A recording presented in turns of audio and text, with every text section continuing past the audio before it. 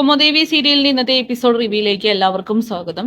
ക്ഷേത്രത്തിൽ വെച്ച് അരുന്ധതിക്ക് ചെറിയൊരു തളർച്ച ഉണ്ടാവുകയും പ്രഭാവതിയാണെങ്കിൽ അവരുടെ വീട്ടിലേക്ക് കൊണ്ടുവരികയും ചെയ്യുന്നുണ്ട്. എന്നിട്ട് അവിടെ വെച്ച് കോഫിയൊക്കെ വെച്ചു കൊടുത്ത് പരിചരിക്കുകയാണ്. ഈ സമയം അരുന്ധതിക്കാണെങ്കിൽ പേടി തോന്നുകയാണ്. കാരണം ഋഷി മുകളിലെ റൂമിൽ നല്ല ഉറക്കത്തിലാണെന്ന് അവർക്ക് മനസ്സിലാവുന്നു. ഋഷിയെ വിളിച്ചുണർത്താനായിട്ട് മൊബൈലിൽ വിളിക്കുന്നുണ്ടെങ്കിലും ഋഷിയാണെങ്കിൽ കോൾ അറ്റൻഡ് ചെയ്യുന്നില്ല. അവനാണെങ്കിൽ അതൊന്നും തന്നെ അറിയുന്ന പോലുമില്ല. സത്യങ്ങൾ മറച്ചു പിടിച്ചുകൊണ്ട് ഇനി അധിക നാളൊന്നും പോവാൻ കഴിയില്ല എന്ന് അരുന്ധതിക്ക് മനസ്സിലാവുകയാണ്. പിന്നീട് ദേവിക്ക് ആവട്ടെ നന്ദൻ എവിടെയാണെന്ന് അറിയാതെ ആകെ വിഷമത്തിലാണ്. ഈ സമയം ശാരിക പറയുന്നുണ്ട്, ചേച്ചി സ്വന്തമായിട്ട് നിലപാടുകൾ പറയാനായിട്ട് പഠിക്കണം. ആരുടെ ഭാഗത്താണോ തെറ്റ് അത് അവരുടെ മുഖത്ത് നോക്കി പറയാനും തന്റെ ഭാഗത്തെ ശരികൾ തുറന്നടിക്കാനും ഉള്ള ധൈര്യം വേണമെന്നൊക്കെ ശാരിക ഉപദേശിക്കുകയാണ്. എന്തായാലും നന്ദേട്ടൻ എവിടെയാണെന്നുള്ള കാര്യം ഞാനിപ്പോൾ കണ്ടുപിടിച്ചു തരാം. അതിനുള്ള കഴിവ് MLA ആയിട്ടുള്ള ചേച്ചിയേക്കാൾ കൂടുതൽ എനിക്കുണ്ടെന്ന് പറഞ്ഞുകൊണ്ട് ശാരികയാണെങ്കിൽ നേരെ ചെല്ലുന്നത് കെവിനെ വിളിക്കാൻ വേണ്ടിയിട്ടാണ്. അങ്ങനെ ദേവികയാണെങ്കിൽ ശാരികയ്ക്ക് എങ്ങനെയാ നന്ദനെ കണ്ടെത്താൻ കഴിയുക എന്ന് ചിന്തിക്കുന്നുണ്ട്. പിന്നീട് അരുന്ധതി വീണ്ടും പ്രഭാവതിയോട് പറയുന്നുണ്ട്, താൻ പോയിക്കോ, എനിക്കിപ്പോ പ്രശ്നമൊന്നുമില്ല. പിന്നെ ചെറിയൊരു തളർച്ച അത് രാവിലെ ഭക്ഷണം കഴിക്കാത്തതിനെ തുടർന്നായിരിക്കും എന്നൊക്കെ പറയുന്നു. പ്രഭാവതി പറയാണ്, ഇനിയും നമ്മളെ പണ്ടത്തെ പോലെ ശത്രുക്കളായി തുടരുന്നതിൽ യാതൊരു അർത്ഥവുമില്ല. നമുക്കിനി അതൊക്കെ അവസാനിപ്പിക്കാം.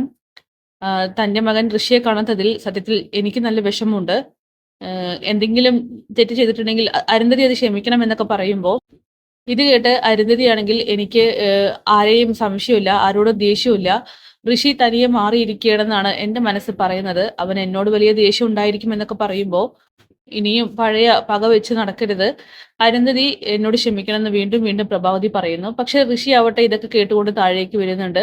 പ്രഭാവതി ഇരിക്കുന്നത് കണ്ട് ആകെ ഷോക്കാവുന്നു. അങ്ങനെ ഋഷി വരുന്ന സൗണ്ട് കേൾക്കുകയാണ് പ്രഭാവതി. ആരാ അവിടെ നിന്ന് ഇങ്ങനെ ചോദിക്കുമ്പോൾ അതൊന്നുമില്ല, അതുപോലെ പൂച്ചയോ മറ്റോ ആയിരിക്കുമെന്ന് പറഞ്ഞുകൊണ്ട് അരുന്ധതിയാണെങ്കിൽ പ്രഭയുടെ ശ്രദ്ധ തിരിച്ചുവിടുകയാണ്.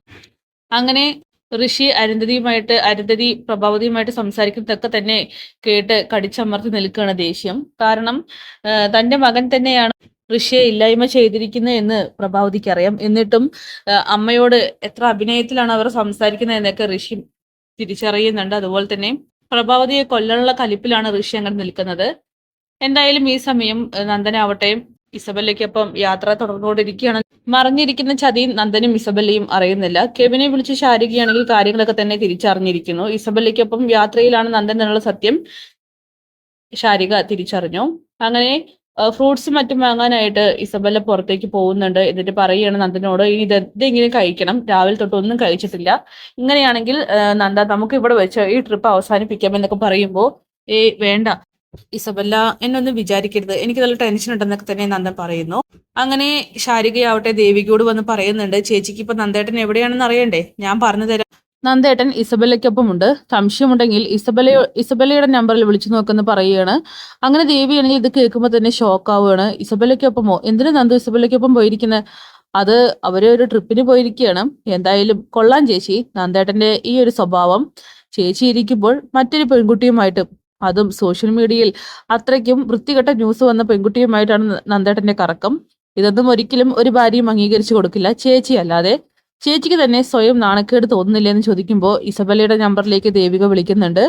ദേവികയുടെ കോള് കാണുമ്പോൾ തന്നെ ഇസബല്ലയാണെങ്കിൽ ആകെ ഷോക്കാവുകയാണ്. അങ്ങനെ എന്താ ദേവിക എന്ന് ചോദിക്കുമ്പോൾ നന്ദൻ നിന്റെ കൂടെ ഇട്ടോ എന്ന് ചോദിക്കുന്നു. ലൗഡ് സ്പീക്കർ ഇടുന്ന ഇസബല്ല ലൗഡ് സ്പീക്കർ ഇടുമ്പോൾ തന്നെ നന്ദനാണെങ്കിൽ ആകെ ഷോക്കാവുകയാണ്.